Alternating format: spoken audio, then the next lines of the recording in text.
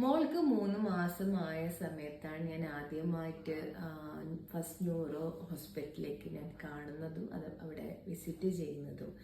Doctor ശ്രുതി ആണ് കുട്ടീനെ നോക്കിയിട്ടുണ്ടായിരുന്നത്. അപ്പം മോൾക്ക് ഒരു പ്രോബ്ലം ഉണ്ടാവാൻ പാടില്ല എന്നുള്ള സ്വപ്നവും ഒരാഗ്രഹവും എന്താണ് ഞാൻ പറയാനുള്ളത്. അത്രയും ഒരു അമ്മ എന്നുള്ള രീതിയിൽ നമ്മൾ അങ്ങനെയൊക്കെയല്ലേ ചിന്തിക്കുക. അപ്പം അവിടെ നിന്നാണ് കുട്ടിയുടെ MRI ഞാൻ ചെയ്തിട്ടുണ്ടായിരുന്നത്. അപ്പോൾ അങ്ങനെ കുട്ടിയുടെ കാര്യങ്ങൾ മാം അനലൈസ് ചെയ്ത സമയത്ത് പറഞ്ഞു കുറച്ച് മോശമാണ് മാം, ഉദ്ദേശിച്ചതിനെക്കാട്ടും കുറച്ച് ബെറ്ററാണ്. കാരണം അവൾ കുറച്ച് ആക്ടിവിറ്റിയും കാര്യങ്ങളൊക്കെ ചെയ്യുന്നുണ്ടായിരുന്നു, കുറച്ച് കളിക്കുക. അതുപോലെ മാം എക്സാം ചെയ്യുന്ന സമയത്ത് റെസ്പോണ്ട് ഒക്കെ ചെയ്തിട്ടുണ്ടായിരുന്നു. അതേ സമയത്ത് ഞാൻ ഇന്ത്യാന ഹോസ്പിറ്റലും കാണിച്ചിട്ടുണ്ടായിരുന്നു.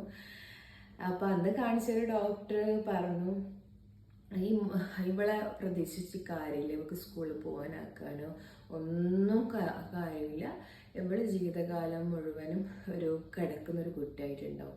അന്നൊക്കെ ഭയങ്കര സങ്കടമായിരുന്നു. ഇന്നും ആ ദൃശ്യങ്ങൾ എൻ്റെ കൺമുമ്പിലേക്ക് വരുന്നുണ്ട്. അപ്പം ആ ഡോക്ടർ എന്താ അങ്ങനെ പറഞ്ഞതെന്ന് വെച്ചാൽ, ഡോക്ടർ ഞാൻ കുറേ ഇതാക്കിയത് ഉണ്ടായിരുന്നത്.